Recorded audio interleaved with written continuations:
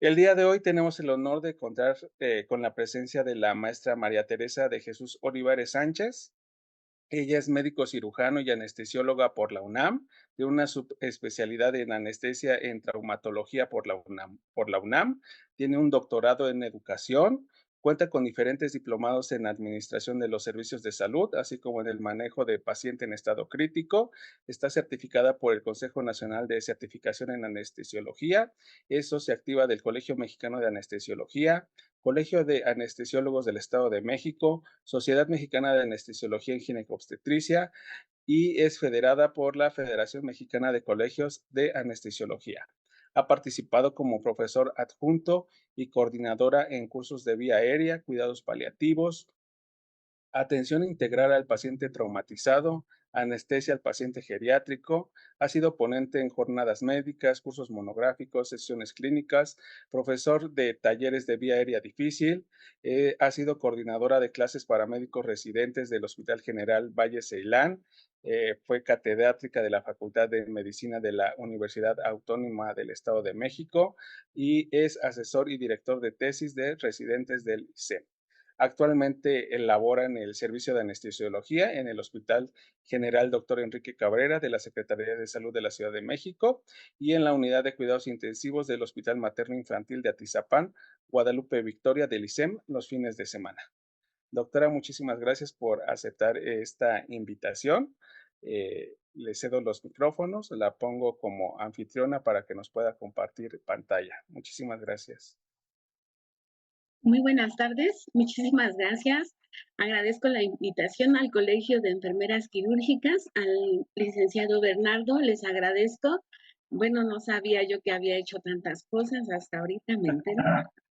Y bueno, finalmente ya el licenciado dio una introducción y pues antes de empezar, bueno, empiezo a compartir la pantalla. Mm,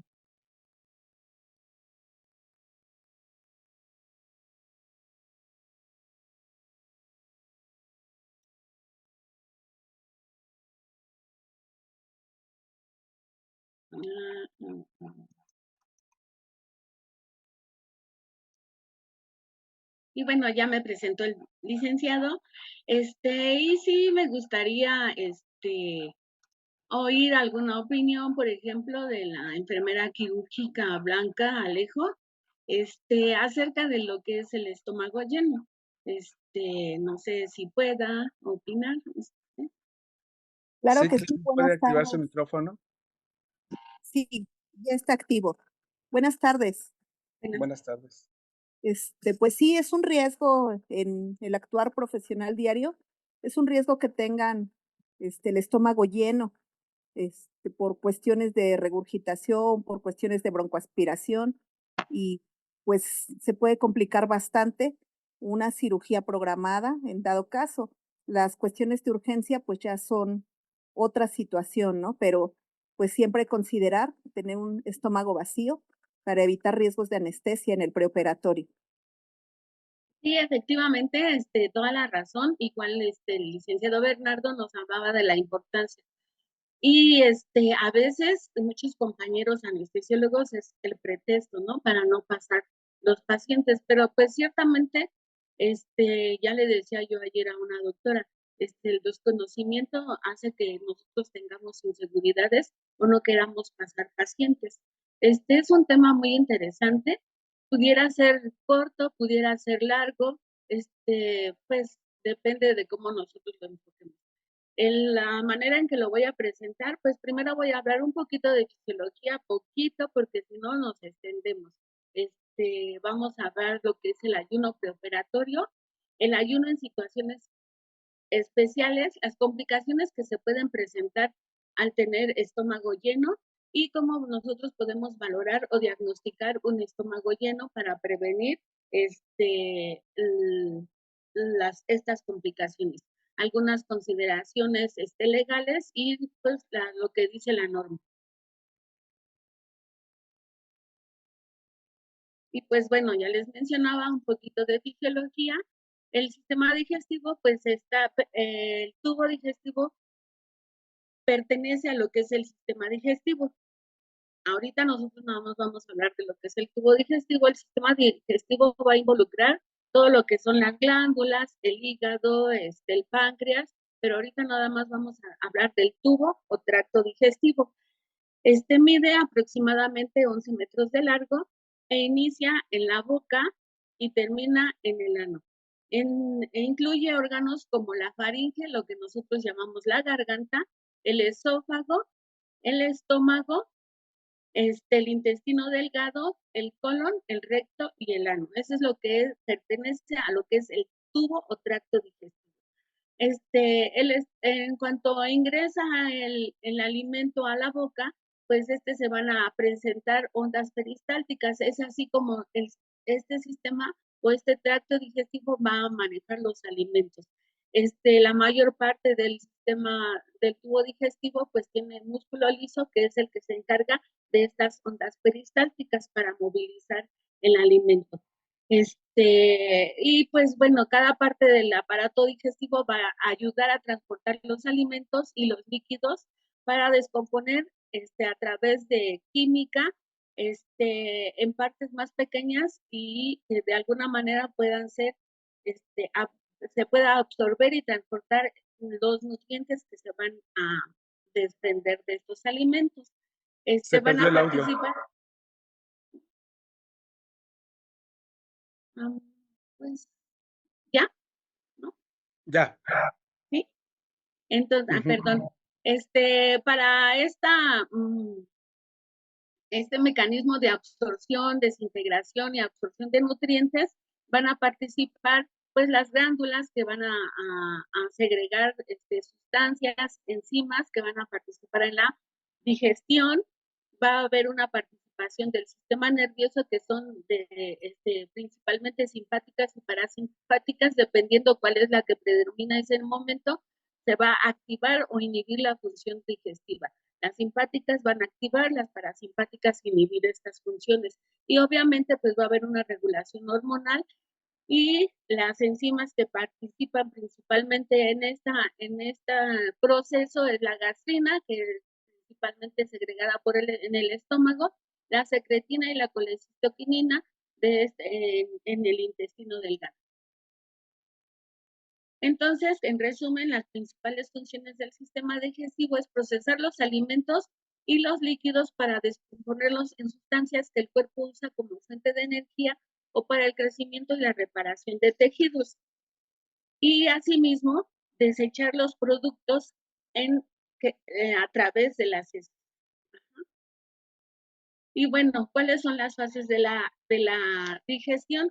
Primero es la ingestión, es la entrada del alimento al tubo digestivo y va a iniciar en la boca. A través de la trituración, estos alimentos son molidos y se van a mezclar con la saliva, la cual va a servir de lubricante y humectante para la formación del bolo alimenticio. La primera digestión va a iniciar en la boca. En la formación del bolo alimenticio. La segunda digestión se va a realizar en el estómago,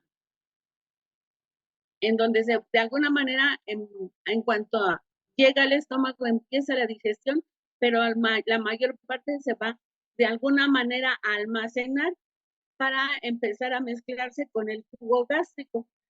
Y empieza también el tercer proceso, que es la absorción. Este va a ser el paso de las unidades básicas de los nutrientes digeridos desde el tubo digestivo a los vasos sanguíneos. Después de que termina la formación del quilo en el estómago, se produce la absorción de nutrientes en el yeyuno, que ya forma parte del intestino delgado y donde se va a descomponer aún más. Posteriormente del intestino delgado va a pasar al intestino grueso, donde inicia también la egestión, que es la expulsión de las sustancias no digeridas al exterior en forma de heces, pero ahí todavía sigue el proceso de absorción, ya que en el intestino grueso se van a absorber todavía una parte de los nutrientes, pero la mayor parte de lo que se absorbe es agua y sales minerales. Es la porción más larga del intestino, de todo lo que es el intestino.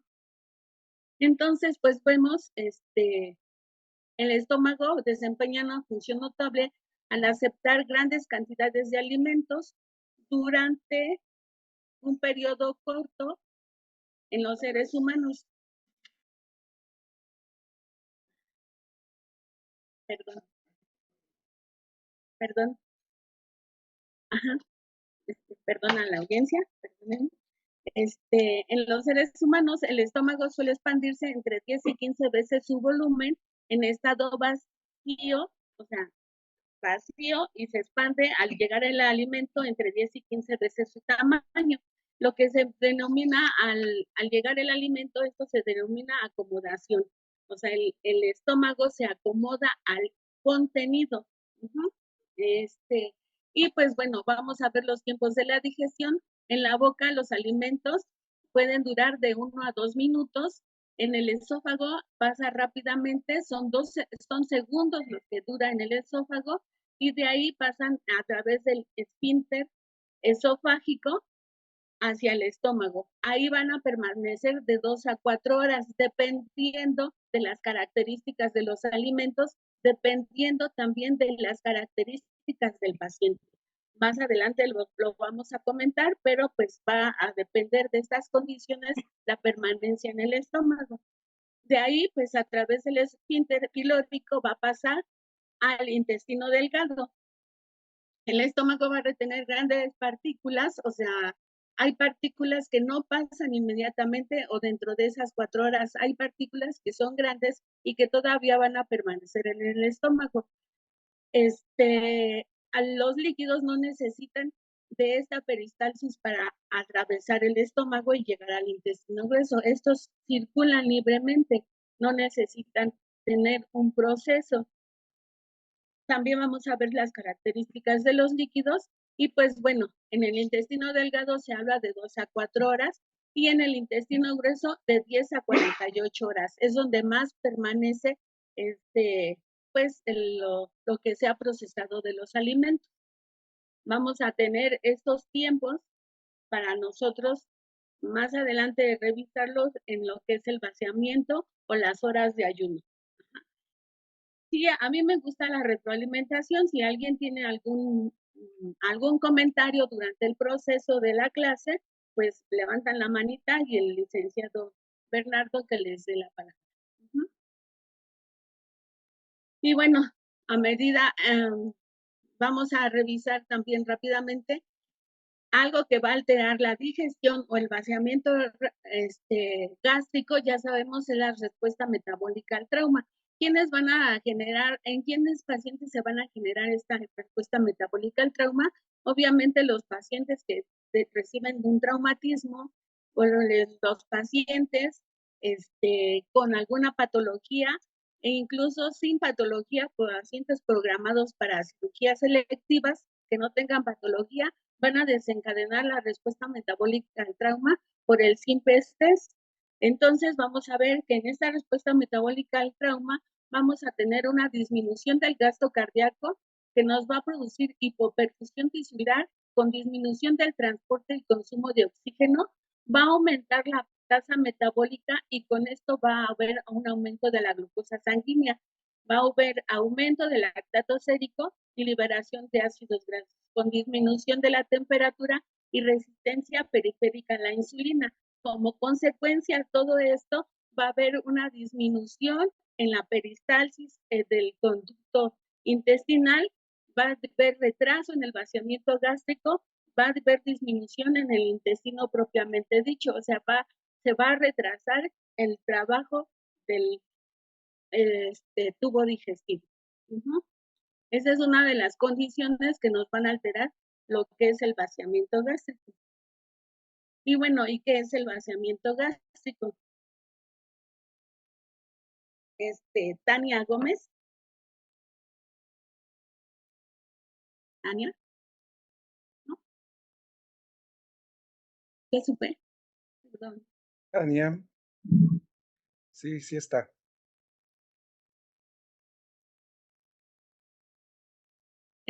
O Adriana Juárez.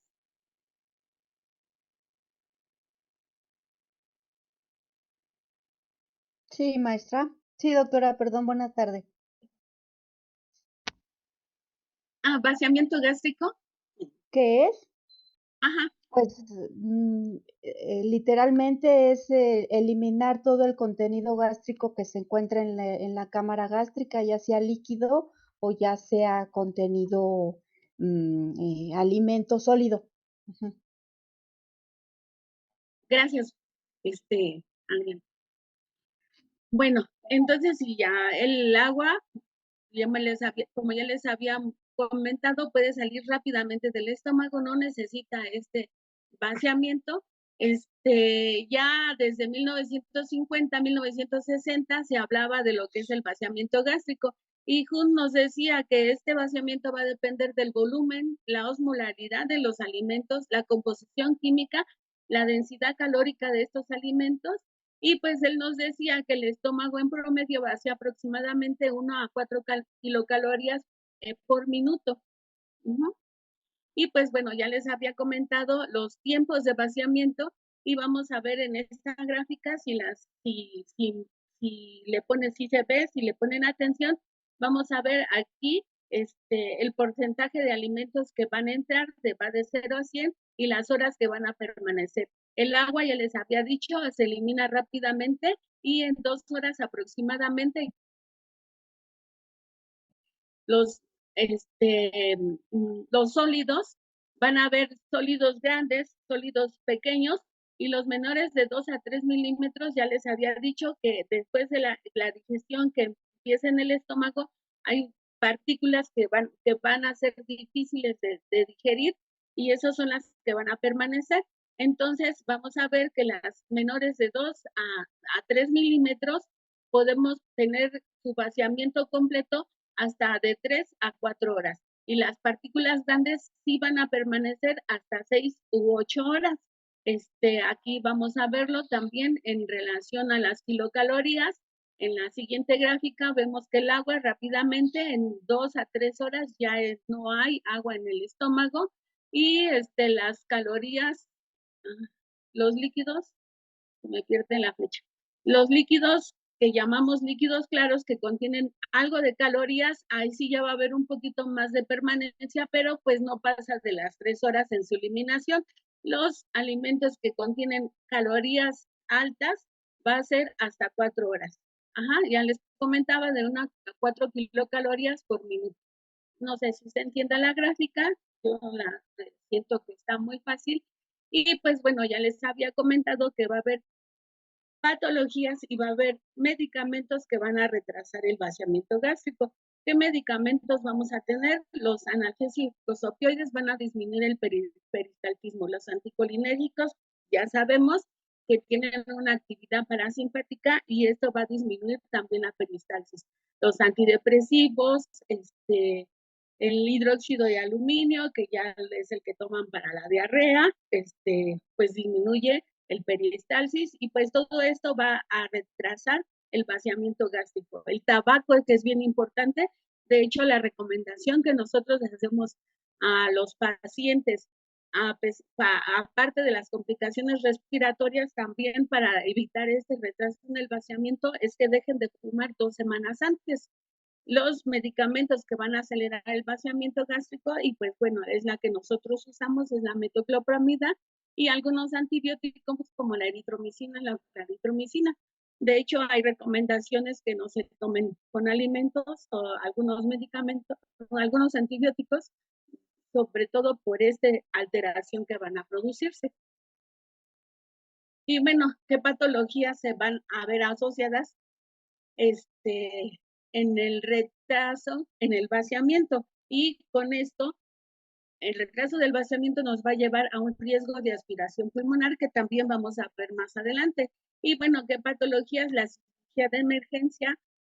¿Y por qué la cirugía de emergencia? Porque ya les había comentado que va a desencadenarse una respuesta metabólica al trauma en este tipo de cirugías, sea cual sea el mero estrés, va a generar esta respuesta, va a generar retraso en el vaciamiento gástrico. Historia de reflujo o alteraciones gástricas previas, una vía aérea difícil, y edades extremas de la vida. Ya sabemos que los ancianos tienen retraso en su vaciamiento gástrico. También todo su metabolismo está disminuido, en la producción de enzimas está disminuida. Eso los va a condicionar retraso en su vaciamiento gástrico. Aquí vamos a ver no está aquí mencionada, pero sí lo vamos a mencionar más adelante. Las embarazadas por efecto de las hormonas también van a tener retraso en el vaciamiento gástrico. Los niños, va a ser al contrario, hay aumento o está acelerado su trabajo gástrico intestinal y pues estos van a vaciar más rápidamente. Otras patologías donde vamos a ver alteraciones es en el estados de conciencia disminuidos o pacientes somnolientos o pacientes en coma, enfermedades neurológicas y pacientes con obstrucción gástrica intestinal. Estos pacientes son de un alto riesgo de aspiración pulmonar y pues recién alimentos recién ingeridos y pues patologías críticas. Si hay algún comentario que me quieran hacer, pues ya con mucho gusto. A mí me gusta más la retroalimentación que hablar y hablar y hablar. Es el intercambio de palabras o de comentarios es mejor para mí. Y bueno, el ayuno preoperatorio. Hilda Juárez nos dice qué piensa del ayuno preoperatorio.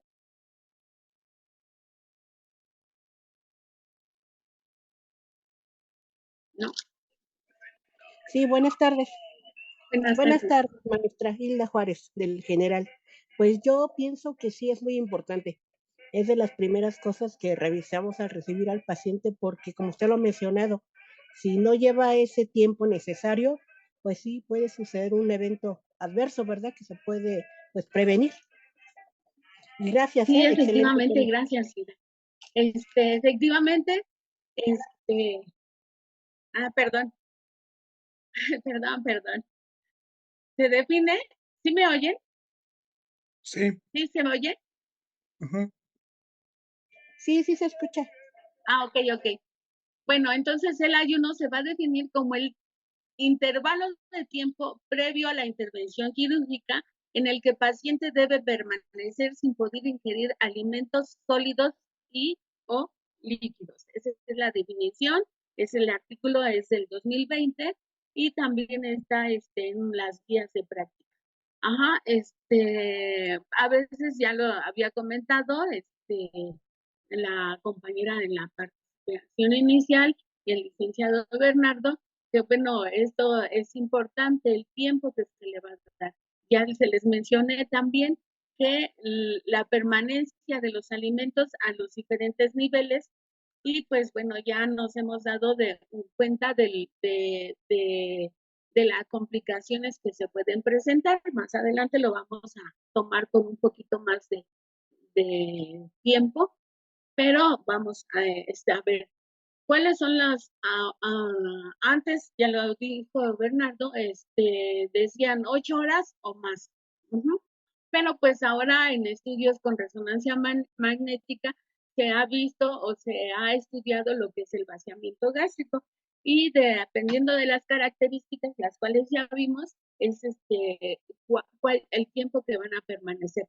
Y de esto derivo las horas de ayuno recomendadas en el adulto y en los pediátricos. Se habla que de líquidos claros con o sin carbohidratos, 2 horas es el tiempo de ayuno. O sea, nosotros interrogamos qué tomamos, si agüita de manzana, té, dependiendo de lo que nos digan, nosotros vamos a dar 2 horas de ayuno. La leche materna en los niños es 4 horas para su ayuno. La leche no materna o la de fórmula o sólidos ligeros que no tengan grasas ni carnes son 6 horas y ya les había comentado, hay partículas difíciles de digerir, estas sí les vamos a dar sus 8 horas y ¿cuáles van a ser esos? Grasa, carne, pozole, nopales, todo esto sí que sus 8 horas de preferencia. Y pues bueno, hay pacientes que dicen, ay, me acabo de comer un chicle o traía un caramelo, y pues estos pacientes de preferencia no se suspenden. A ver, voy a buscar a Jovita Martínez. Algo que me quiera comentar o acerca del chicle.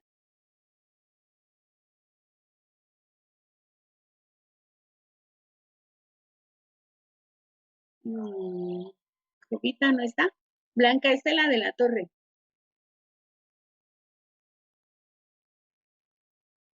Sí, buenas tardes.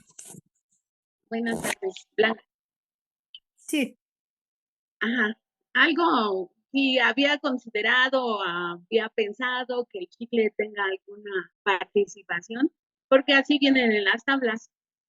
No se debe suspender si el paciente llega con chicle al quirófano o estuvo masticando el chicle o un calamar.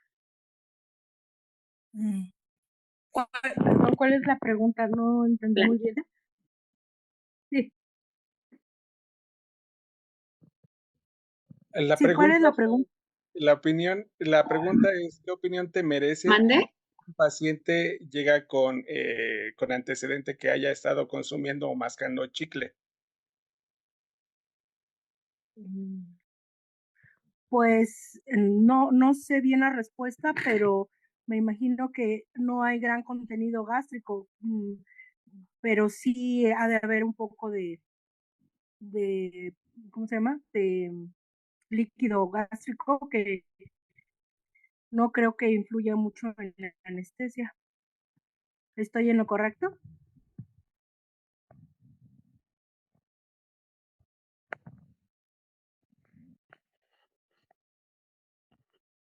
Aquí en el chat nos comenta Patricia Candia, en el caso del chicle o los caramelos, como tal no es significativo el volumen gástrico que generen.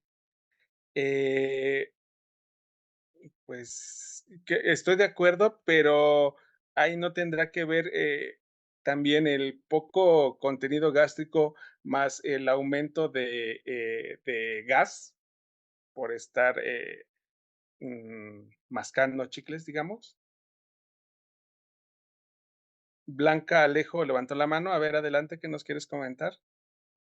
Sí, más que nada no es significativo la producción de saliva que se puedan llegar a presentar en el consumo de un chicle o un caramelo. Se ingiere saliva y se produce gas, nada más, pero nada que no resuelva una sonda nasogástrica. Buen punto. Puede ser. Ajá. Lo vamos a ver, pero sí me interesa oír sus opiniones. Yo nunca lo hubiese pensado, o sea, se me hace una situación sumamente extraña, nunca me ha tocado. Artículo 2022, así viene la tabla. Ajá. Y sí, ahorita lo comentamos más adelante.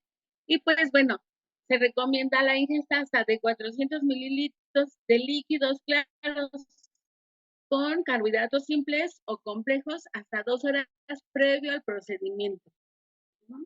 Como este es un artículo ahí sudamericano y el mate se considera líquido claro.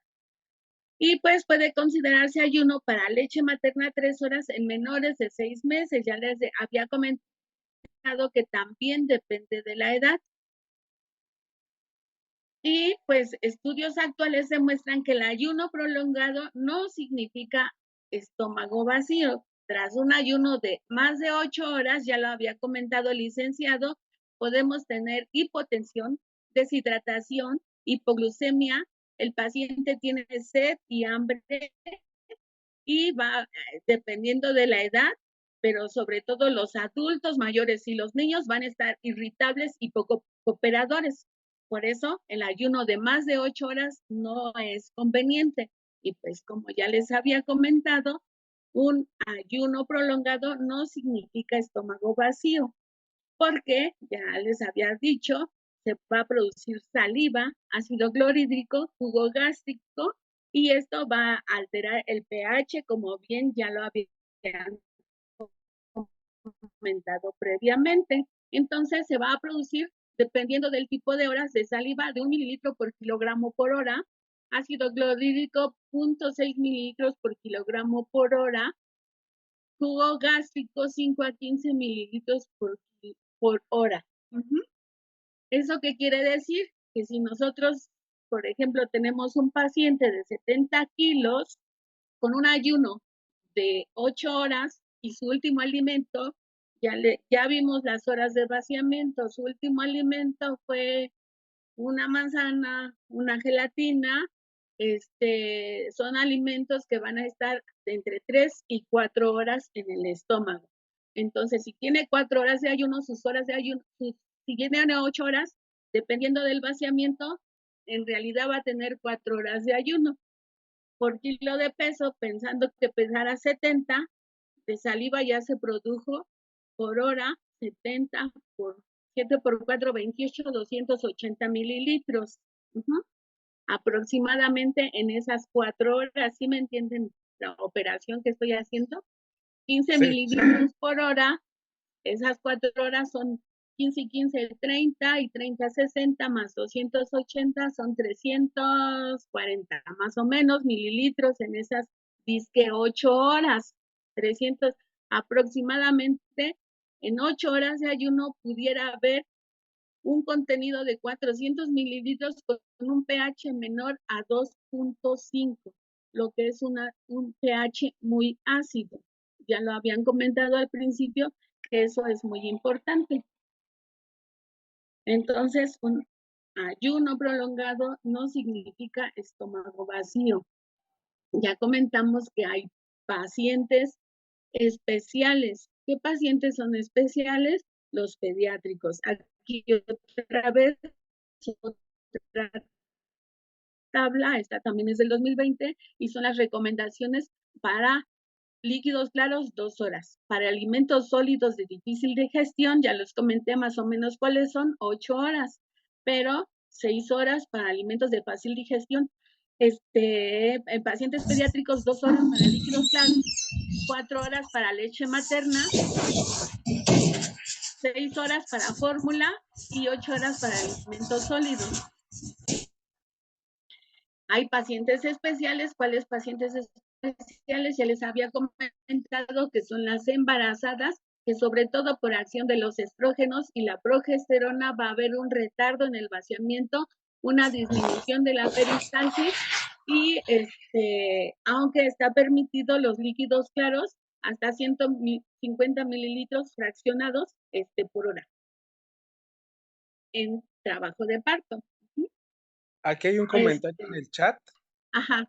que dice que en pacientes con alimentación enteral, ¿qué tiempo se recomienda suspender? Aquí De está acuerdo también a en la esta, aquí está en esta tabla, habla de la alimentación enteral, 8 horas si la sonda está en estómago y 4 horas si la sonda es transpilórica. Ajá. No es necesario que sea en el yuyuno, o sea, retirarla pues, o si el paciente está intubado. ¿No? O sea, no es necesario el ayuno si ya tenemos un paciente intubado. ¿Sí responde? Sí. Ok. Y pues bueno, hay pacientes que se les prepara para las endoscopías y dicen, pues estos pacientes no tienen ayunos y se consideraría como líquido claro y son 2 horas antes del procedimiento para suspender esta preparación. Y hay unas recomendaciones especiales, sobre todo en la población obstétrica, donde nos dicen que en el trabajo de parto están permitidos los líquidos claros y se desaconsejan los sólidos. Estos líquidos claros pueden ser hasta 2 horas antes de una cesárea o una cirugía electiva y se recomienda el manejo farmacológico con antagonistas H2 y pues procinéticos para la movilización. Citrato, sobre todo, el objetivo sería alcalinizar ese pH de 2.5. Mientras más alcalino, menos corrosivo o daño en caso de aspiración puede producir. Entonces, estas son las recomendaciones, pero dice, no aplica para los pacientes que prevé una dificultad en el manejo de la vía aérea. Pero otras recomendaciones de manejo de vía aérea difícil dicen, toda paciente embarazada se considera vía aérea difícil. Así como que hay controversias en este aspecto. Sería personalizar, individualizar las patologías o a cada uno de los pacientes para hacer las recomendaciones. Dice, no aplica para paciente vía aérea difícil, pero en las guías de vía aérea difícil dice, toda paciente embarazada es vía aérea difícil, por los cambios que se presentan en esta paciente. Y pues bueno, ahí voy a buscar a alguien más. ¿Les parece? ¿O alguien quiere alzar la mano? Como Claudia ¿Alguien quiere Sánchez. participar? Puede levantar la mano. Ajá, Claudia Sánchez.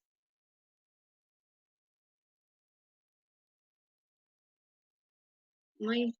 Cintia Karina. Sí, doctora. Sí.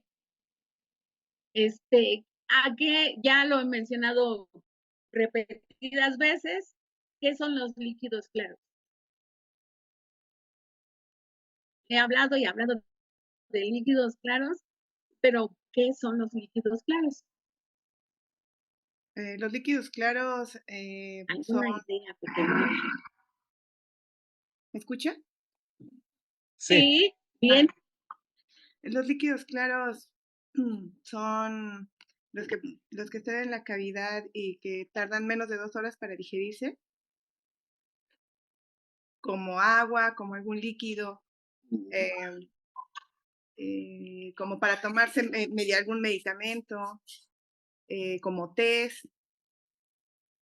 Ajá, de hecho, pues sí, son los que lo que no tenga tanta caloría. Efectivamente, son bajos en carbohidratos y ya lo había mencionado, estos pasan directamente, no necesitan de la peristalsis y su eliminación es de 2 a 3 horas. Estos líquidos claros, vamos a ver entonces. Monse levantó la mano. Ajá, Monse. Sí, hola, buenas tardes. Miren, Buenas. yo soy invitada, soy la doctora Montserrat Telles, soy Sí. anestesióloga del Pisanti. Me interesó la plática y creo que, bueno, antes de continuar, quisiera, no sé, maestra, si podría regresar la diapositiva previa, porque quiero aclararles algo. Obviamente, como bien dice la maestra, todo paciente obstétrica se considera vía aérea difícil. Sin embargo, estas recomendaciones se han visto que se supone que para pacientes en las que se prevé que sí vaya a ser parto. Sin embargo, pues como todos sabemos, en cualquier momento se puede disociar y convertirse en una cesárea de urgencia. Entonces, por eso es que según ya se les permiten tomar líquidos durante toda la fase de trabajo de parto.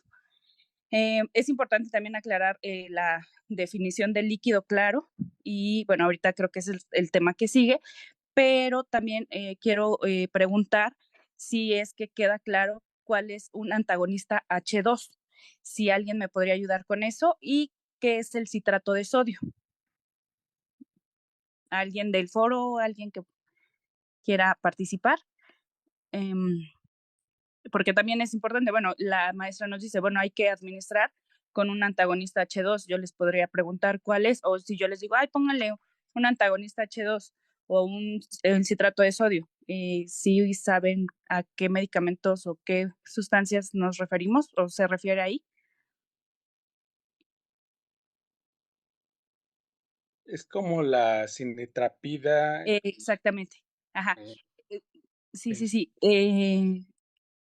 Esa y bueno, la que teníamos antes era la ranitidina, que como todos sabemos, la retiraron del mercado, pero ahora puede ser exactamente esa o la cinitaprida, que es la que sí tenemos, ¿no? Y el citrato de sodio, el omeprazol, perdón, es que lo veo aquí en el chat, el omeprazol no forma parte de un antagonista H2. ranitidina sí, pero ya la sacaron del mercado por los efectos que tenía, pero el omeprazol es un inhibidor de la bomba de protones. Entonces, esa, bueno, también nos ayuda, pero esto es como para la motilidad intestinal. Entonces, sí, la cinitaprida es bien. ¿Y el citrato de sodio? ¿Alguien sabe No, qué de ese es? ¿No? ¿Alguien? Veo si alguien participa. El ondansetron, no, ese es otro tipo de medicamento. Ese medicamento nos ayuda más que nada para náusea y vómito postoperatorio. Y ese está catalogado en otra, pero no. Es el que conocían como el sal de uvas. No, metoclopramida también es parte de otro tipo de medicamentos. Sin embargo, también nos ayudan. La metoclopramida también nos ayuda como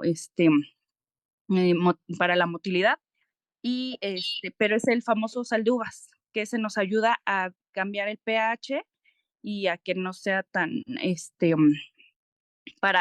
obviamente, para este ayuno. Yo, Y yo, no, Ceci pues, Herrera, en su unidad hospitalaria sí cuentan con la cinitrapida y la otra. No, bueno, metoclopramida únicamente, pero no hay cinitaprida. Y en cuanto a lo que menciona del sal de uvas. Ese casi no se ocupa, realmente es como más teoría esto, porque no lo damos. Yo, bueno, aparte de trabajar en el ISSSTE, también estaba en el seguro, en la unidad en la Gineco 4, pero realmente esto es más teoría que práctica. No se ve. Lo que ocupamos y lo que le hace bien a la embarazada es la metoclopramida y creo que, bueno, antes la ranitidina, pero nada más ahora pues como profilaxis la metoclopramida.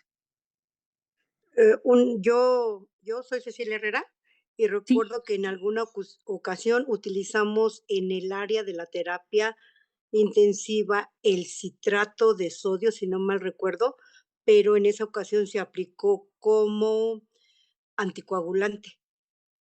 No sé, en verdad no sé cuál en realidad sea su efecto o la idea su del citrato de sodio la idea más es de no hacer alcalinizar, vaya, el contenido, porque no sé si sea un tema que toquen más adelante, pero es para evitar la neumonitis por aspiración, que eso es como lo más complejo o la idea de estas guías de ayuno.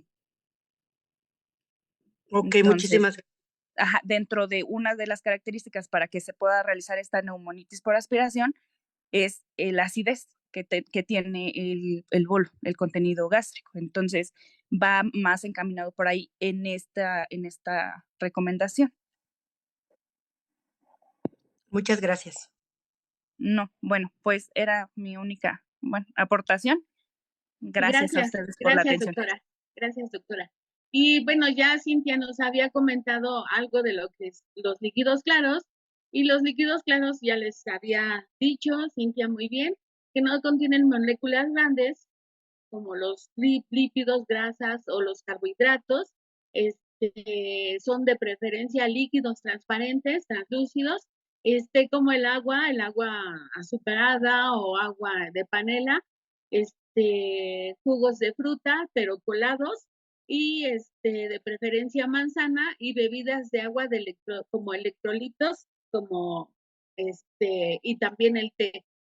Y les digo, el mate, pues también se considera líquidos claros. ¿Cuáles son las ventajas de usar líquidos claros? Ya les había dicho que no necesitan de la peristalsis para pasar, y pues se completa su vaciamiento en menos de 60 minutos, dependiendo de qué tan concentrados estén. Y bueno, estos líquidos claros tienen un efecto de lavado y arrastre del contenido gástrico, es decir, van a llevar el ácido clorhídrico y la saliva que se produjeron durante el ayuno o que se están produciendo incluso durante la estimulación visual del alimento. Empieza a producirse este ácido clorhídrico y la saliva, y esto pues los líquidos claros los arrastran hacia el duodeno, disminuyendo su volumen en el estómago. mejoran el bienestar del paciente. Ya les había dicho, el paciente en ayuno tiende a estar irritable, poco cooperador, ya que va a disminuir la sed, la sensación de boca seca y la ansiedad. Y contribuyen a un mejor control metabólico. Ya les había la respuesta al estrés, va a haber una resistencia a la insulina. Entonces, el ingerir líquidos claros o darle líquidos claros al paciente va a disminuir el desarrollo de la resistencia a la insulina. Y bueno, aquí, si hay dudas o un comentario sobre líquidos claros, pues ya saben, levantan la mano y ya el licenciado Bernardo les da la. Y bueno, de los chicles que me habían dicho que no habían escuchado, pues, ¿qué es lo que van a hacer? Van a generar saliva, estimulan la secreción gástrica, y al producirse esto, se pueden considerar como líquidos claros, ya que de alguna manera, al hacer una digestión de esto, se va a cambiar también el pH. Sí se recomienda suspenderlo 2 horas antes de la cirugía, pero si el paciente dice, ay, es que venía mascando un chicle, pues no decir, ay, ya, no pasa hasta que pasen 2 horas. Pero si ya el chicle se lo tragó, dice aquí, o el caramelo, pues sí hay que retrasar, no las 6 horas, unas 3 horas, hasta que se elimine. ¿Algún comentario sobre esto? Pues ya saben, con gusto los he hecho. Habían preguntado sobre la sonda enteral, ya les había dicho, depende de la localización de esta sonda, el ayuno que le vamos a dar al paciente. Si les está en el estómago, deberá de ser de 8 horas transfilórica, el ayuno puede ser hasta de 4 horas, pero si el paciente está intubado, es un paciente de terapia, un paciente de medicina interna, que tiene una sonda enteral, no es necesario el ayuno para que se le haga el procedimiento, porque el ayuno nosotros principalmente lo pedimos para prevenir las complicaciones de las cuales ya mencionó la doctora Monse, y que vamos a hablar más adelante. Entonces, pues ya, las 8 horas, si está en estómago. Doctora, se está yendo el Acerca de la audio. sonda nasogástrica. Yo creo que si apaga su cámara, nos va a ayudar en ya. la recepción del audio.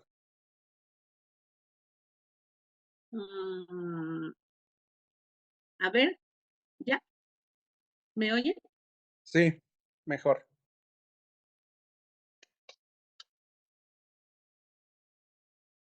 Ya no.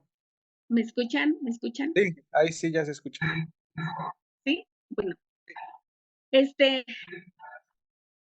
Bueno, me avisas. La mayoría de los pacientes de urgencia, de trauma, se les recomienda a los pacientes que van a pasar a cirugía, de algún procedimiento de cirugía general, se les recomienda la sonda nasogástrica. No es necesaria de rutinar,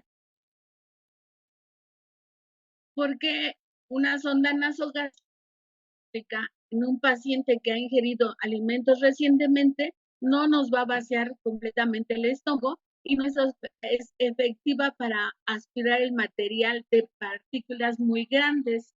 No es una garantía de que si ponemos una sonda nasogástrica va a haber un estómago vacío, pero sí la sonda nasogástrica va a interferir en el cierre del esfínter esofágico inferior, por lo que podría predisponer a una regurgitación. La sonda nasogástrica sí se recomienda en los pacientes de oclusión intestinal. Ahí sí tenemos que tenerla, porque ahí sí nos da utilidad para este vaciamiento gástrico.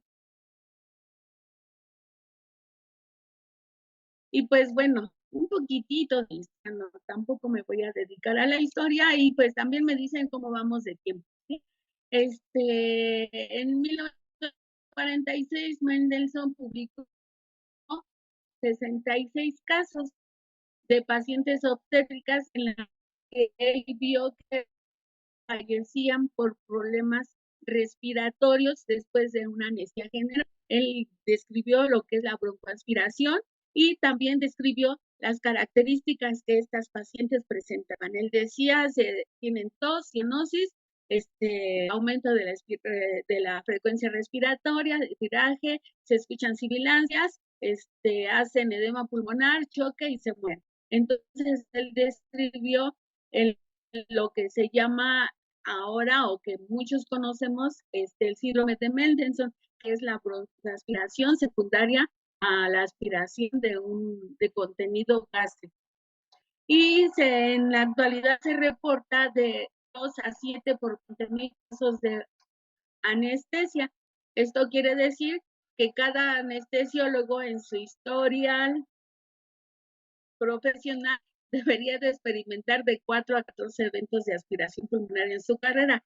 Preferible que no se presente. En algún momento, el trabajo en equipo es muy, muy importante. Y el equipo lo conformamos todos, desde el anestesiólogo, el cirujano tratante y enfermería.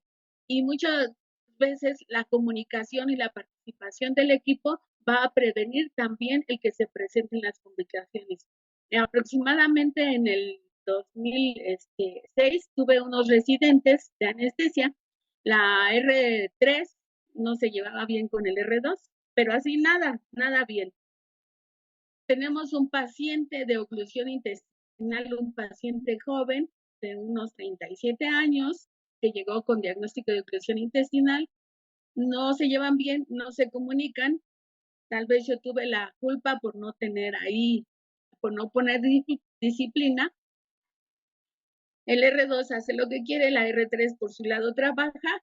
Cuando vimos el paciente ya tenía la boca llena de líquido intestinal, de líquido verde. Obviamente tuvo una broncoaspiración, se aspiró lo más que se pudo, se intubó al paciente, se mandó a la terapia y pues desafortunadamente un paciente joven falleció por falta de un trabajo en equipo. O sea, sí he tenido yo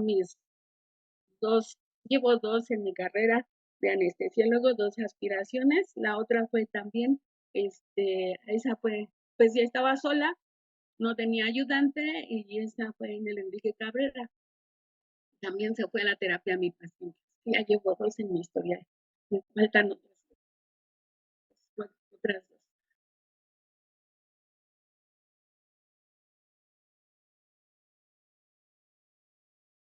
¿Y cuáles son las complicaciones? Pues ya lo mencionamos repetidas veces, es la aspiración pulmonar perioperatoria. Broncoaspiración, neumonitis aspirativa, ya lo dijo bien la doctora Monse, y esta neumonitis va a ser dependiendo del pH del contenido que se aspire. Mientras más ácido, más agresivo.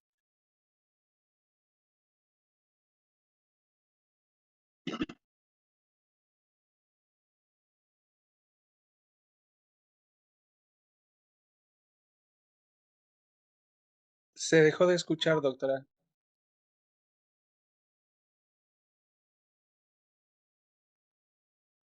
Perdón, apagué. Y bueno, ¿cuáles son las manifestaciones clínicas? El signo más frecuente e inmediato va a ser la hipoxemia. Ese es de alguna manera el inmediato. Puede haber fiebre, aumento de la frecuencia respiratoria, puede haber tos, sibilancias, pero bueno, esto es en porcentaje de la forma en que se presenta y la severidad, pues edema pulmonar, atelectasias y un síndrome de dificultad respiratoria.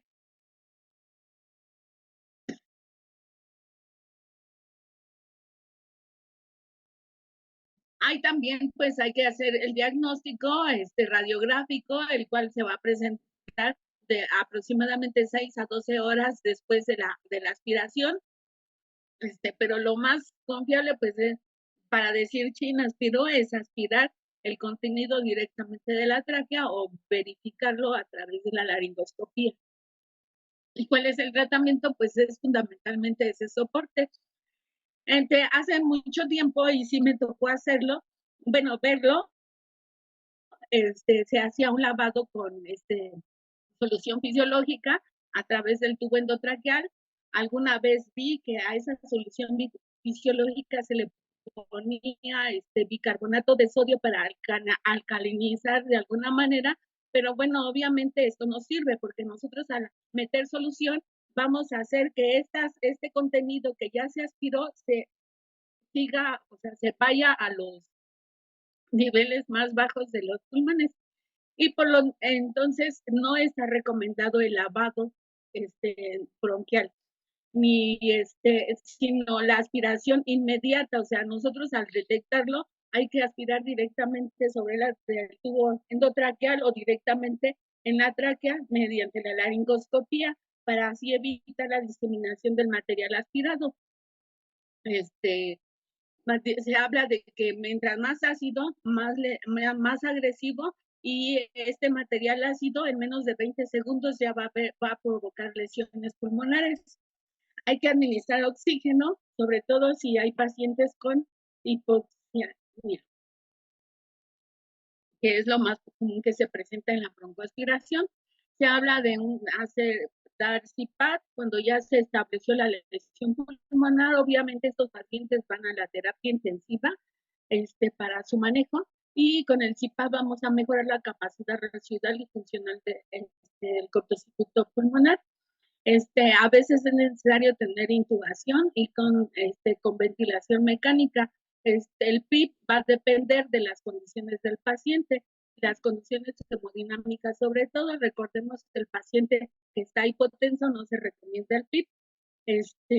Si se puede hacer broncoscopía, si hay el recurso, pues se hace. Ya les había comentado inicialmente, lo más frecuente es la hipoxemia. Pero las manifestaciones se van a ir presentando dependiendo de la cantidad, del tamaño de las partículas, del grado de acidez que estas tuvieron, y van a ser no tan inmediatas. Se habla de un periodo de 24 o 48 horas. Y el tratamiento con antibióticos, pues no se ha demostrado, a menos que el paciente ya presente fiebre o que se corrobore una infección por gérmenes, por bacterias o resistentes. Así también hace unos años, no muchos, todavía se recomendaba el uso de esteroides, pero pues bueno, tampoco se ha demostrado que sean tan beneficiosos. Otra vez les reitero, el lavado pulmonar no es recomendable, ya que incluso puede empeorar el cuadro. Y bueno, hay protocolos que ya se han establecido, las guías de práctica clínica los recomiendan, la norma oficial también hace mención.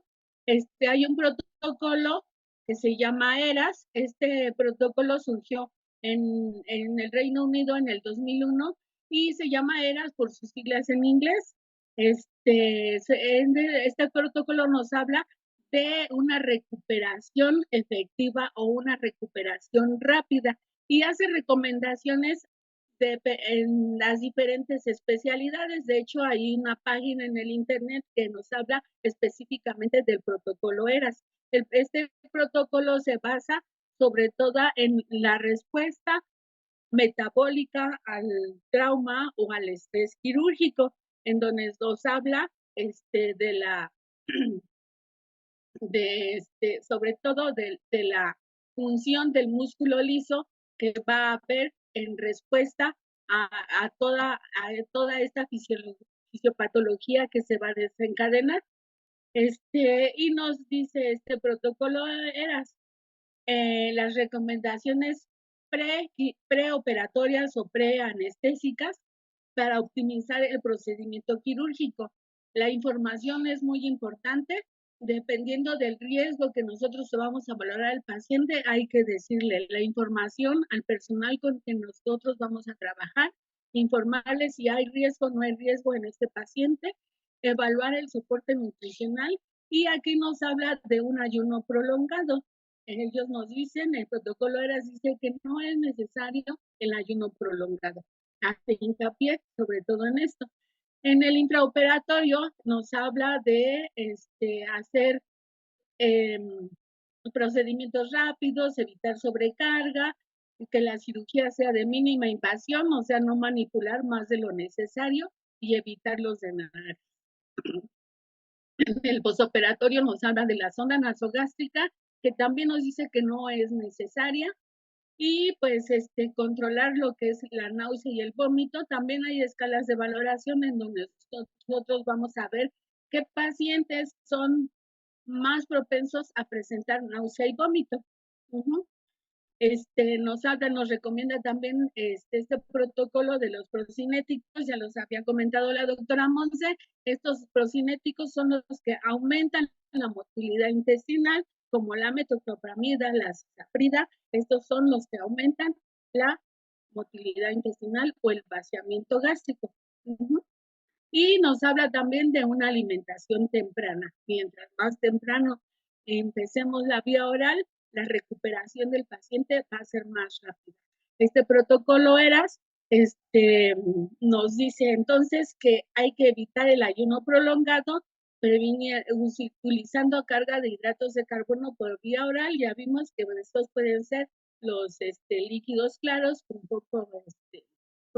poca azúcar.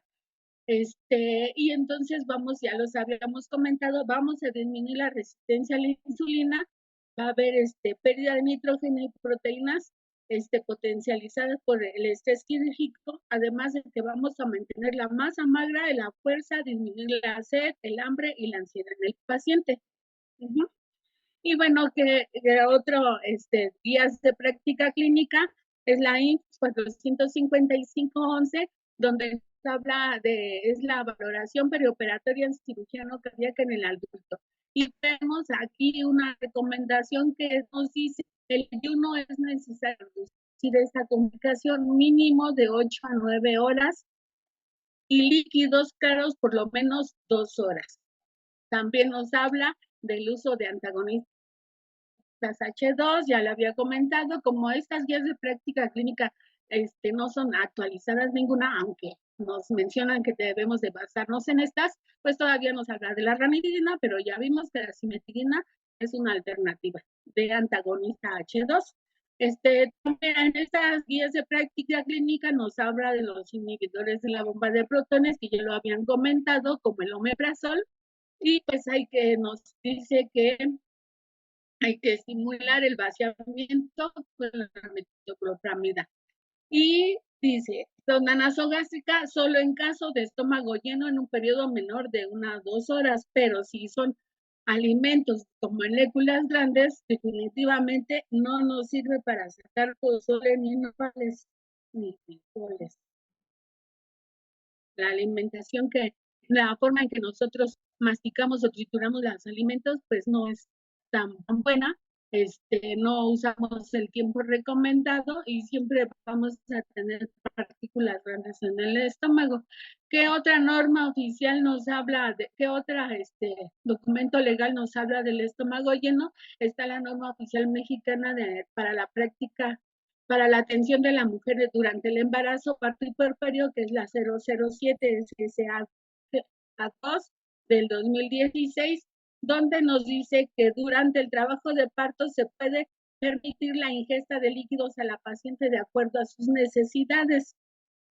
Nos hace otras recomendaciones y también está la guía de práctica, esa no la traigo mencionada aquí en las diapositivas, pero pues está la guía de práctica para la atención de parto, que también nos habla de la administración de líquidos claros vía oral, en periodos de 2 horas previo al procedimiento. Ya bien lo comentó la doctora Monse, que de preferencia en pacientes que no se van a operar, pero pues estas pacientes son impredecibles de las embarazadas. No sabemos en qué momento va a ser necesario.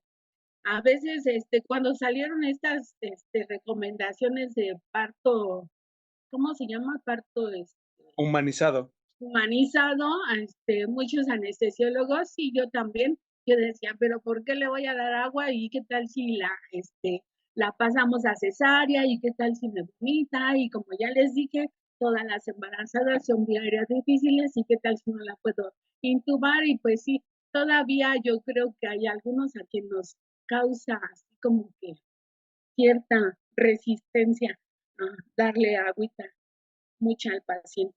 Pero bueno, hay que ver que también no es tan frecuente esta aspiración, pero cuando se presenta, sí es muy agresiva. ¿Qué otras las recomendaciones nos hacen? Pues está la Sociedad Europea de Anestesia Pediátrica, la Asociación de Anestesistas de Francia, los de Canadá, de Nueva Zelanda, y dicen también hay que disminuir el tiempo de ayuno con líquidos claros de 2 a 1 hora. Estos sociedades la disminuyen hasta 1 hora, aunque la ASA dice no, los de Europa puedan decir lo que quieran, pero yo prefiero 2 horas a 3 horas. Y pues bueno, ya les había comentado, hay que personalizar, hay que ver las características de la patología del paciente, los recursos con el que contamos, recursos de insumos y recursos de personal, quién nos apoya y quién no nos apoya. ¿Algún comentario hasta aquí? Hay un comentario que nos hace Nancy Contla en el chat de Zoom que dice, ¿qué pasa con los pacientes con ayuno prolongado y nutrición parenteral? Bueno, sí, ya lo habíamos comentado, ya le habíamos comentado, ayuno mayores de 8 horas no significa estómago vacío. Al contrario, mientras más tiempo de ayuno, ya hicimos hasta una ligera cuenta, cuánto contenido va a haber y podemos encontrar hasta superiores a 400 mililitros. No sé si han visto que a veces cuando dicen, ponle nasogástrica al paciente a un paciente no complicado, le ponen la nasogástrica, lo conectan al aspirador y empieza a salir líquido clarito. Voltea al anestesiólogo a ver al cirujano, no que venía en ayuno, pero obviamente sí es el ayuno, es el contenido que se produjo durante estas horas de ayuno, saliva, ácido clorhídrico, enzimas, ya lo habíamos comentado, y pues alimentación enteral, ya les también lo comentamos, dependiendo del tipo de alimentación y de dónde esté la sonda, vamos a dar 4 horas o 8 horas. No, ella se refiere a la alimentación parenteral. Yo creo que aquí no hay mayor complicación debido a que no llega al estómago, ¿no? Sino se dirige directamente al torrente sanguíneo. Ajá. Ok, sí. No, pues sí, no hay problema, obviamente, ¿no? ¿Algún otro comentario? Yo sí tengo también una pregunta y comentario referente a dónde está normalizado o si hay directrices que yo creo que se deberían de estandarizar en todas las unidades de atención médica respecto a qué se debe de considerar como ayuno y qué medicamentos dar vía oral, porque en muchas ocasiones no dan hipoglucemiantes, no dan antihipertensivos y la justificación del personal pues es que está en ayuno, cuando realmente pues se lo tiene que dar porque pues si baja hipertenso, si baja descompensado. Creo que de los hipoglucemiantes sí no están indicados, ¿o sí? Los únicos o sea, no, si vas a tener a un paciente en ayuno, obviamente no vas a dar hipoglucemiante. O sea, es como obvio, a menos que tengas para tomar el control, ¿cómo se llaman? Un glucómetro. Que no se llaman el glucómetro, porque de hecho sí se marca, ¿no? Glucómetro, un buen control del paciente. Obviamente el paciente en medicina interna no está controlado, pacientes de cirugía menos, ortopedia menos, y sus pacientes los dejan en ayunos, les dejan soluciones para 24 horas, fisiológicas, no glucosadas, y es diabético, hay que darle glucosamante. Obviamente hay que tener criterio, muchos muchas veces ustedes tienen la iniciativa porque tienen el conocimiento. Pero sí, yo creo que se debe consensar para dar un manejo de mejor calidad al paciente. Las horas de ayuno, pues ya las habíamos comentado, va a depender de la edad, de la patología, del tipo de alimento que consuma el paciente previo a esto. No sé, a eso. La doctora Monse levantó la mano. Adelante, doctora. Sí, gracias. Miren, respecto a los medicamentos, hay muchos que no se deben de suspender, principalmente, por ejemplo, los suplementos hormonales como la levotiroxina, esa se tiene que tomar, no la deben de suspender ni siquiera el día de la cirugía, si es una cirugía programada. Los hipoglucemiantes orales, como bien dicen, todos se suspenden porque el paciente se va a someter al ayuno. Sin embargo, en pacientes hospitalizados se ajusta a un esquema de insulina. Eso lo hace la valoración de medicina interna, del servicio de medicina interna. Si el paciente ya de todos modos usaba insulina, pues se hace el ajuste con la insulina rápida y pues con un esquema también de rescate de 3 a 4 unidades por la cifra que salió, pero ese ajuste ya lo hace precisamente porque se van a suspender los hipoglucemiantes. Pero medicamentos como, exacto, aquí dice Ana Gaby, los antiepilépticos, los antihipertensivos, las últimas guías también dicen que ya no se deben de suspender, puesto que se ve este efecto de rebote en el que obviamente cuando se pasan los anestésicos y se pasa el efecto, los efectos residuales anestésicos, pues hay un rebote. Los antiepilépticos, los anticomiciales, estos anticomiciales tampoco se deben de suspender. Los medicamentos para principalmente patologías autoinmunes tampoco se deben de suspender. Ese ajuste obviamente no depende tanto de nosotros tampoco, sino de la valoración de medicina interna. Inclusive a veces, por ejemplo, los anticoagulantes, se tiene que hacer la terapia puente. Y entonces, sí es una valoración integral en donde ustedes como equipo de enfermería nos ayudan a llevar estas indicaciones y si el paciente baja a cirugía, sí debe de tomar los medicamentos con muy poquitita agua. Ahorita hablaban respecto a la cantidad y la acidez, entonces un sorbito de agua. Es más, hay pacientes que dicen, me la puedo pasar sin agua, entonces pues mejor, pero sí hay medicamentos que no se deben de suspender. Ok. La maestra Arianet levantó la mano. Adelante, maestra. Sí, buenas tardes. No pude escuchar la plática desde el inicio, pero como ha sido repetitiva la información, a mí me gustaría que también uno de los factores importantes para poder determinar este ayuno es el tipo de cirugía, tomando en cuenta que el tipo de cirugía menor ambulatoria, que son los que se aplican en cirugía ambulatoria y que en su mayoría van a ser vamos a depender del tipo de anestesia que también sea, ya sea que sí exista una intubación, una anestesia general balanceada con intubación, una anestesia regional con sus diversas modalidades. Porque sabemos que aunque en una valoración preanestésica se determine el tipo de anestesia, tenemos que tomar en cuenta todo el equipo quirúrgico que esta anestesia puede convertirse en una intubación orotraqueal. Entonces, a mí me gustaría saber, doctora, eh, en una cirugía menor ambulatoria, por ejemplo, en un centro de oftalmología, donde sabemos que son pacientes en su mayoría geriátricos con unas comorbilidades, diabéticos, hipertensión, con afectaciones cardíacas, ¿no? Que a veces la información que se le da al paciente de en cuánto tiempo tiene que suspender su antihipertensivo, su medicamento para su diabetes, y que normalmente van a ser pacientes que van a presentar cifras de hipertensión, cifras de a lo mejor de una glicemia alta, ¿no? Y si bien dependemos del tipo de anestesia, puede ser desde local, una sedación, o que sí nos ha llegado a tocar, a ver que se complican y acaban en una intubación.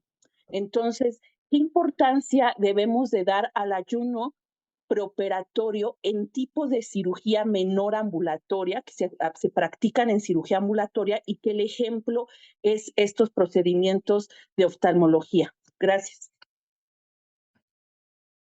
Sí, efectivamente, o sea, es importante.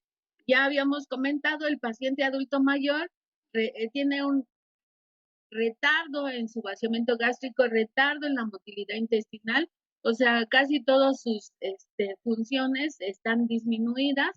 Es importante el ayuno, pero pues ya vimos también, comentamos que un ayuno prolongado nos puede producir irritabilidad específicamente del adulto mayor.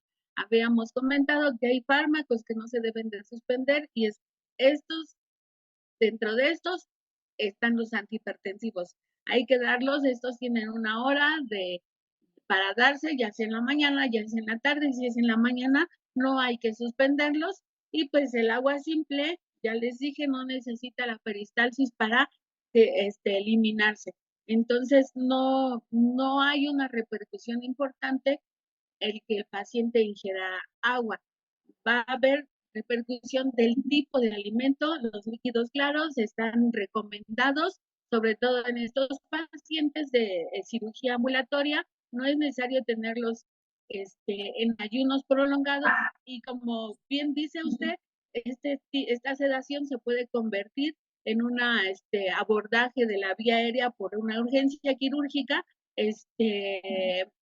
pero pues mientras nosotros tengamos a nuestro paciente controlado, obviamente si es un paciente cardiópata, debe de tener su control por cardiología y sus recomendaciones por medicina interna en cuanto a su patología, las cuales como equipo vamos a seguir.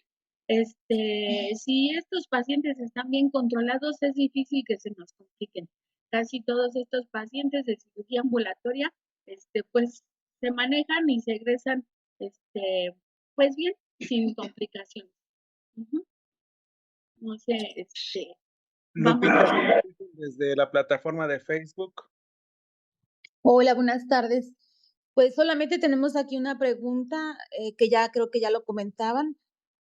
Preguntan si los medicamentos de pacientes mentales se tienen que suspender, pero ya ahorita ya creo que ya respondió la doctora. Sí, la doctora Monse nos hizo el favor que estos no se suspenden. Ajá. Y pues bueno, ahorita vamos a pasar algo, pero ya un poquito más rápido, aunque la compañerita que participó previamente nos hablaba ya, nos adelantó el tema, y que pues, ¿qué vamos a hacer? Bueno, antes, ¿cómo vamos a diagnosticar el estómago lleno? Digo, aparte de una adecuada valoración, que también es, de esto va a depender el manejo del paciente en forma anestésica, del manejo clínico del paciente y pues el manejo de estómago lleno, un recurso que tenemos, aunque no lo tenemos en todos los hospitales, es el ultrasonido. Podemos determinar en los pacientes obstétricos el contenido gástrico hasta en un 80%, en pacientes pediátricos en un 90% y 95% en el resto de los pacientes.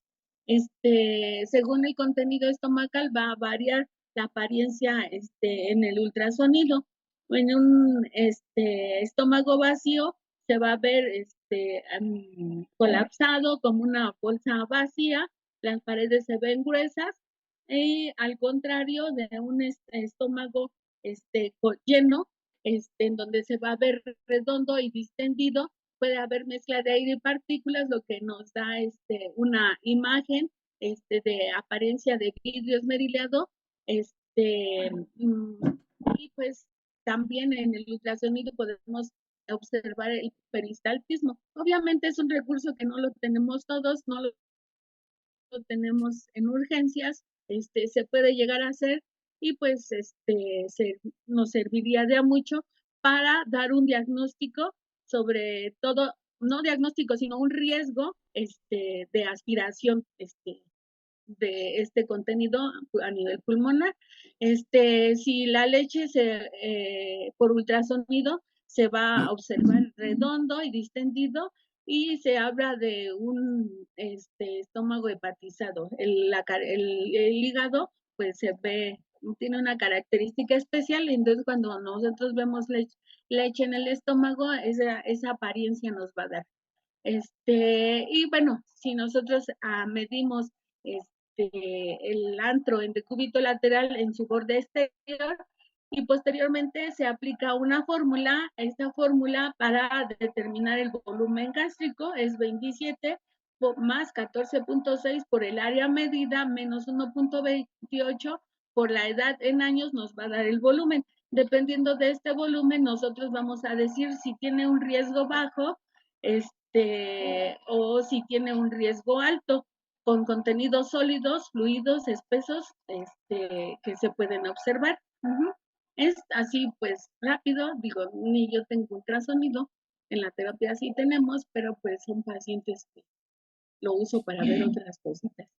Y pues bueno, ya lo había comentado hace ratito la compañera, cuáles son las recomendaciones para el manejo anestésico. Las recomendaciones para el manejo anestésico las vamos a hablar de una inducción de secuencia rápida o de una alternativa que es la intubación con paciente despierto.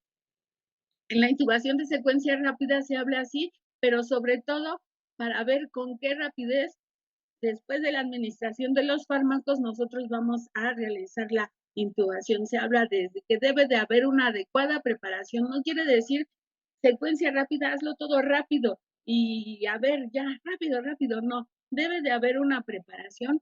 Debemos de preoxigenar al paciente, no necesariamente con mascarilla, pidiéndole al paciente aún despierto que respire, que tenga respiración, que hagan unas 4 respiraciones profundas, ya sea con mascarilla sin dar presión positiva o con puntas nasales, usar fármacos de acción rápida, sobre todo para la inducción y la parálisis, es decir, los relajantes musculares. Eso quiere decir intubación de secuencia rápida. Usar fármacos de acción rápida para posteriormente hacer la intubación. La preparación es bien importante, hay que tener nuestro oxígeno, nuestro aspirador que esté funcionando, y bueno, en esta la participación de ustedes es pues así esencial. La preoxigenación, nosotros en anestesia se hablaba antes de reemplazar nitrógeno para dar una reserva de oxígeno y tener tiempo para la intubación. Eso sería el objetivo de la preoxigenación. Lo voy a hablar de manera rápida y así después hay comentarios, pues con mucho gusto hacemos este intercambio, que a mí es lo que me gusta. Ya les decía que esta preoxigenación puede ser a través de cánulas nasales, es decir, las puntas nasales o la mascarilla. Y la posición es muy importante, para no sé, ya me sentí mucho que quisiera seguir preguntando, pero pues si alguien me dice qué posiciones en la mesa quirúrgica de manera rápida, han visto, recomiendan o ya me sigo, porque ya siento que ya. Obviamente, la posición de Trendelenburg es recomendable. ¿Por qué? Porque dicen que así, por gravedad, el contenido gástrico, si llegara a ver, no va a entrar a los pulmones, sino va a salir directamente hacia la boca. Es imposible que con esta posición se habla de que entre a los pulmones. Está también entre el émbolo invertido, que igual por gravedad va a hacer que no haya regreso del contenido gástrico hacia la boca o a la vía aérea. Y pues también el decúbito dorsal, sin cambio en la posición, son las que se recomiendan. Se habla también del uso de la presión cricoidea, que en algunas se conoce como la maniobra de Selig. Obviamente, ustedes son importantes en la aplicación de esta maniobra. Esta se describió desde 1961, aunque actualmente dice que no es útil, ya que realmente El objetivo de esta era ocluir el esófago, pero dicen que el esófago está de manera lateral a la tráquea, entonces al hacer esta compresión sobre el cartílago cricoides, realmente no hay una oclusión efectiva del esófago y no sabemos qué fuerza nos estamos dando, ya que la recomendada es de 20 a 30 newtons, y pues la mano no mide la fuerza con la que se va a producir esto. Se hablaba también,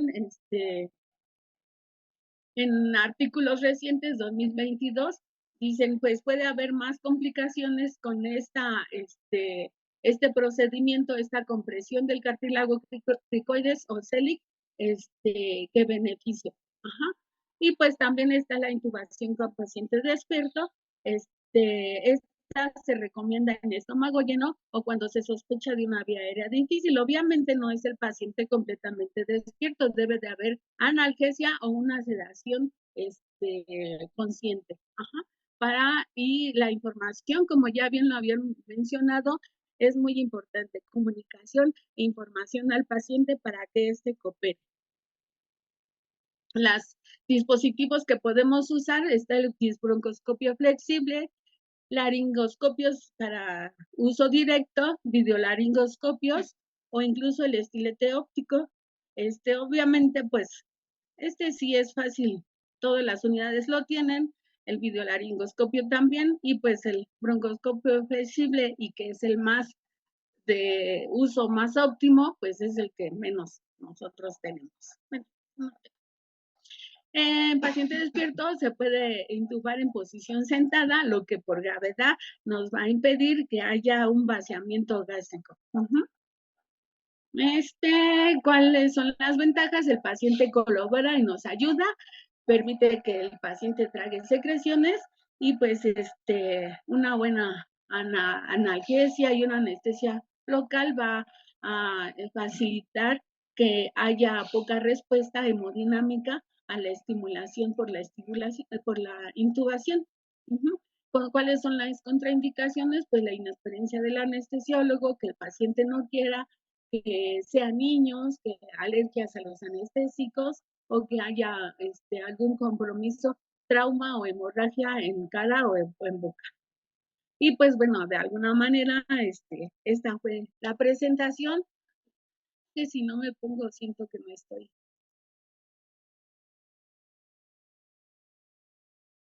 Me voy a poner. Y pues bueno, ya, hasta aquí terminó mi presentación y pues todos los comentarios, preguntas, correcciones son bien recibidas y me gusta más escucharlos que yo hablar. Lupita de Radio.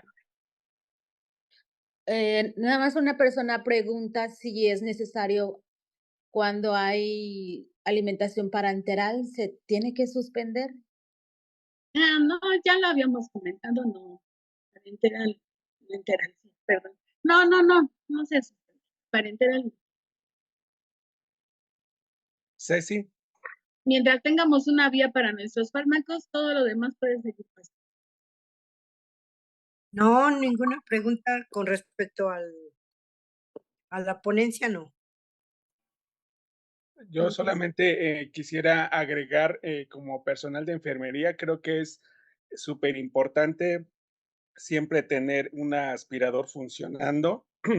Está dentro de las intervenciones de enfermería, incluso por el NIC, la prevención de aspiración. Y esto lo hago a raíz de que con nuevas generaciones, con nuevo personal que va llegando al área, piensa que en ocasiones no es algo que no es indispensable. Sin embargo, yo le decía a mis compañeros, es que hasta que te pasa, o sabes de alguien a que le pasa, entonces es cuando haces conciencia y dices, no, sí lo tengo que hacer.